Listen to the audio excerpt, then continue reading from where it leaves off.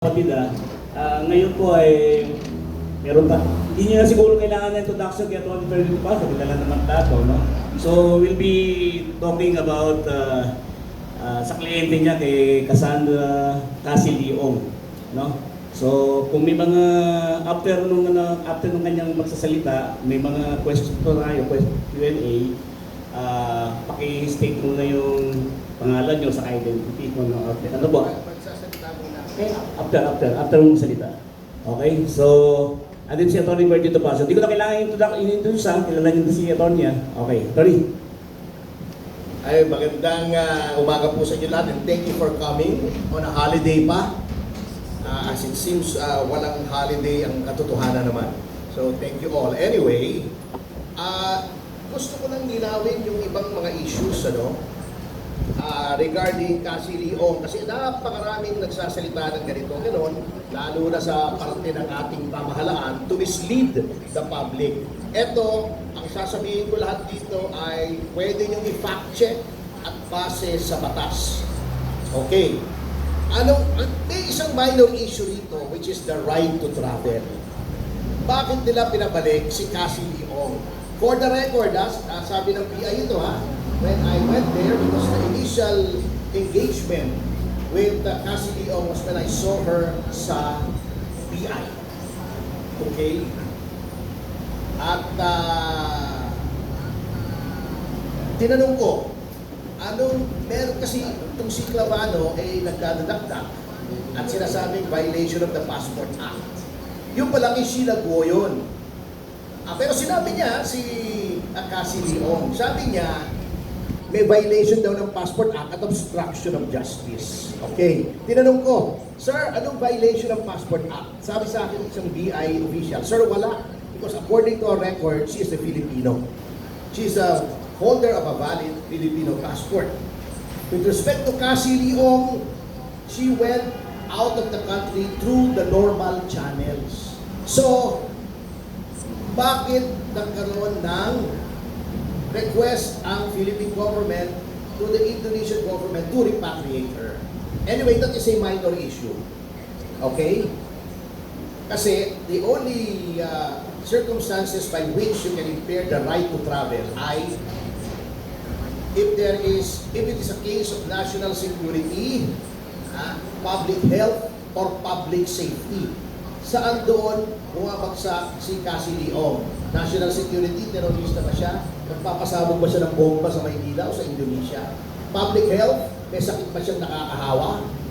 Or public safety, anong magiging danger sa public kung siya ay nasa Indonesia? Anyway, that is beside the point. Tignan po natin yung mga kasinungalingan na ginagawa nitong kasalukuyang administrasyon. In general eto natatawa ko I'm so disappointed sa Executive Secretary that he would come out with a memorandum to the DFA to cancel the passport of Cassie Leong.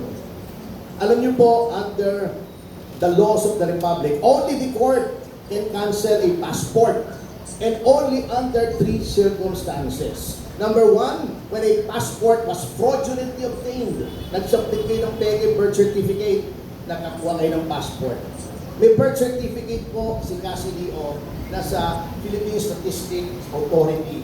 Nandun po, may kopya po yun, showing that she was born here. Number 2, if you have been convicted of a crime, wala pa naman pong crime, wala pa nga pong kaso sa korte up to this very moment si Cassie Leong. Number 3, if you are a fugitive from justice. What is a fugitive from justice? Someone who evades lawful processes in a criminal prosecution. As I've said, wala pa pong criminal case up to this moment si Cassie Leong. Okay, let's look at kung anong basis ng pagkatiting sa kanya ng NBI. Kasi wala po Look umpisahan po natin sa legislative warrant. Ito po ang nasasaad sa legislative warrant. You can Google it up. It was directed to the House Sergeant at Arms. And this is the only warrant standing and extant with respect to Cassie Leong. Ito po nakalagay Pursuant to the authority of the Speaker, under Rule 4, Section 15J, to sign all acts, resolutions, memorials, writs, warrants, and subpoena, you, meaning the House Sergeant at Arms, are hereby ordered to take into custody and detain Catherine Cassandra Leong for contempt of the House of Representatives for a period of 3 days. Legislative warrant, not a court-issued warrant. Okay? That is very clear, ha? Anong sabi ni House Secgen tungkol dito sa warrant na ito? Ito ang reports, ha? Ito. Kinote po siya ng media organizations. So, consistent yung po.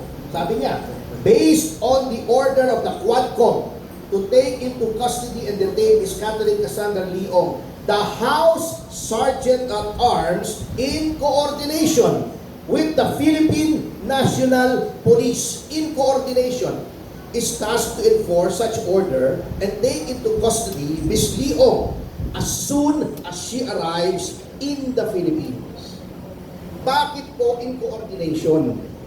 Dahil po, at nakinig naman siguro kayo ng lecture ni Congresswoman Luistro, yung matabang abogadong katulad ko, mataba. Oo. Sabi niya, di ba, nag-lecture siya on the separation of powers, executive, legislative, judiciary. Kaya po in coordination, because the legislative branch of government cannot issue orders to the police because the police is under the DILG, an executive agency. So in coordination lang po. Tama po ito, wala tayong question sa power ng House to issue warrants.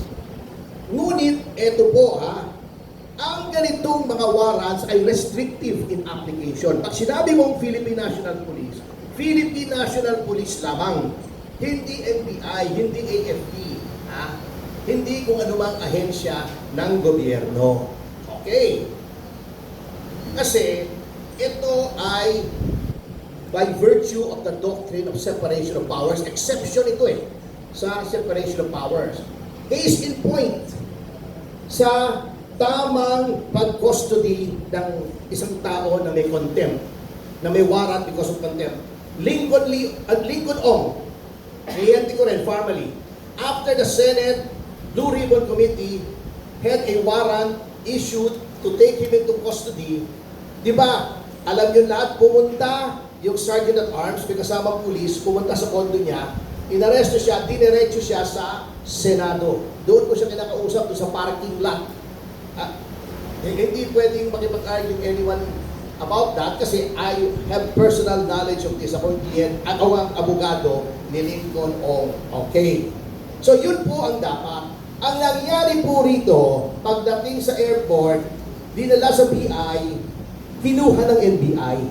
Anong legal basis ng NBI para arestuhin si Cassie Leong? Wala. Bakit wala? Dahil walang kaso si Cassie Leong na nakafile sa court. Anong ibig sabihin nun? Since there is no case, there is no warrant issued by any court. Yun ang sinasabi ng iba na nagmamarunong na ang warrant daw ay addressed to any law enforcement officer. That is a warrant issued by the court. Di ba nakalagay doon sa warrant, pag-issue ng court, to any law enforcement officer. Tama po yun. Dahil ang korte ay may power to issue a warrant na ganon sapagkat ang warrant po yun ay i-issue after there is a preliminary investigation, there is a finding of probable cause by the prosecution, an information is filed, and the court makes an independent determination that there is probable cause to issue a warrant to hold an accused in a criminal case for trial. May criminal case po rito, dumaan sa proseso. Ang legislative warrant po, summary in nature. May magmo-motion lang, I move that Ms. Cassie Leong be cited in contempt. May mag-second motion lang, may warrant na dadalhin na sa office of the speaker. Not in connection with a criminal case because contempt of the legislature is not a criminal case. Hindi po criminal case yan. Yan ang difference. So, tini-question ko noon sa BI, bakit kinukuha ng NBI ang si Cassie Leong? Hindi ba dapat tinurn over nyo sa House? Binibigyan ko na nga sila ng pagkakataon na hindi magkaroon ng criminal liability kasi galing po ako sa NBI at alam ko ang NBI is a professional organization at mabait na tao yan si Judge Jimmy Santiago na director ngayon. Kilala ko yan personally. He's a good man. Kanya lang nakita ko sa kanyang mga justification na wala, nautusan to ng higher ups ng DOJ. Kasi under po ang BI at ang NBI ng DOJ. So I no longer press the issue. Sabi ko lang, yun ang justification ng gobyerno. Ineko ni Miko the clueless Clavano na she is facing criminal charges, therefore she should be arrested. The operative phrase there is facing. Wala pa po. As a matter of fact, kai-inquest lang noong Sabado. Ibig sabihin, pag in-inquest, nag-uumpisa pa lang ang investigasyon kung dapat i-file ang criminal case o hindi. That is an admission that there is no criminal case. And we question the inquest dahil that case is not proper for inquest. Unang-una, independent of whatever defenses we may have on the substantive matters, on the elements, ang inquest po ay proper lamang kapag warrantless arrest. Otherwise, it should go to the process, the normal process of filing a complaint affidavit, allowing the respondent to file a counter affidavit, then may reply affidavit, may rejoinder affidavit, after which, within 60 days, the prosecutor resolves the issue of whether or not there is probable cause. Ano po ang instances ng warrantless arrest? Tatlo lamang po yan. When the person arrested is about to commit a crime. May police, nakita nila, bubulot ako ng barel. Tututo ka sa kanya, arestado ka. In question, attempted murder, or attempted homicide. When there is a crime being committed, may binubugbog ka. Physical injuries, nakita ka ng police, huli ka, ba't binubugbog yan? Sa presinto ka na magpaliwanag, inquest. Or a crime has just been committed and the arresting officer has reasonable grounds to believe that the person arrested was the one who committed the crime. May in-snatch na bag, hindi nakita ng police, narinig niya, may nagsisisigaw. Okay, tulungan niyo ako, yung tao yun, yung naka-green, yun, no? In-snatch yung bag ko. Reasonable grounds, habulin mo, arrestuhin mo yung snatcher. Yun lang ang three kinds of situations na inquest. Bakit inquest ito? Obstruction of justice. Nasa Indonesia mo hinuli. Even kung may crime sa Indonesia, that crime was committed outside the jurisdiction of the Republic of the Philippines. Territorial po ang criminal law. If you commit a crime outside the Philippine jurisdiction, you cannot prosecute that here. Diba? Oh. So, harboring a fugitive, hindi naman continuing crime yun. Oh. Sa Indonesia, kung harboring a fugitive, dalhin nyo rito, hindi na niya hinaharbor yung fugitive kasi nandun na sa inyo yung fugitive. Besides, without meaning any disrespect to the lawyer of Sheila Guo, hindi fugitive si Sheila Guo. May warrant of arrest pa siya from any court, yun na ang fugitive eh. Kung may warrant, the warrant is final, tapos na ang remedies mo at iniiwasan mo yung process. Yun lang ang fugitive. When Sheila Guo was in Indonesia, she was not a fugitive. Even now, she's not a fugitive. Wala pa rin kaso laban sa kanya. Sasabihin ni Clavano, well, they are facing charges. Facing nga eh. Humaharap nga. Anong ibig sabihin ng humaharap? Hinaharap in the future. Ngayon, wala. So, I believe na na-realize na ng NBI na may problema sa kanilang continued detention ni Sheila at ni Cassie Leong. Tumawag sa isang lawyer namin to inform us. Ito naman grabe naman. I-inform mo ako 30 minutes before. Ililipat na daw nila sa house. Ayan yung mga tinatang ewan na nakaka-disappoint. Alam nyo, talagang grabe ang ginawa nitong present leadership ng DOJ sa DOJ. Binaboy po nila. Uso pa naman ang swine flu ngayon, kaya mas mabigat. Binaboy po talaga nila ang DOJ, wineponize nila pati NBI, very professional yan, mga abogado na dyan, mga kaibigan ko na dyan. Ba't naman nila sinusubo sa alanganin? Nakakailing na lang yung pangyayari. Walang warrant, walang kaso, i-detain mo sa NBI. Sabi ko nga, kung pagdating yan, tinurn over nyo sa House, Sergeant at Arms, wala naman tayong problema dyan eh. Wala namang question na may power ang House, hindi po natin kine-question yan. Bakit? Binigyan pa nila ng sarili nilang problema. That is arbitrary detention. Ano bang arbitrary detention? Any public officer who detains another without a legal cause.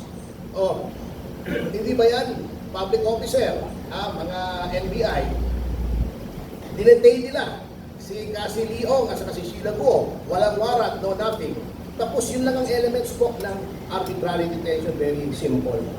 Pero alam niyo, they're only acting under order. So, titignan po natin kung paano hindi na natin madadama yung NBI sapagkat alam naman natin, hindi naman po gagalaw ng NBI ng alakanin. Former judge po si Judge Santiago, alam niya ang batas, hindi naman sila gagalaw nang walang orders from above. So, tingnan natin kung pwedeng i-demanda yung mga taga-DOJ sa mismo DOJ. Let's check the partiality or impartiality of the DOJ. Doon kami magdidemanda, tingnan natin kung professional pa rin o nababoy ng talaga ang DOJ nitong current administration. Ngayon, last na po ito.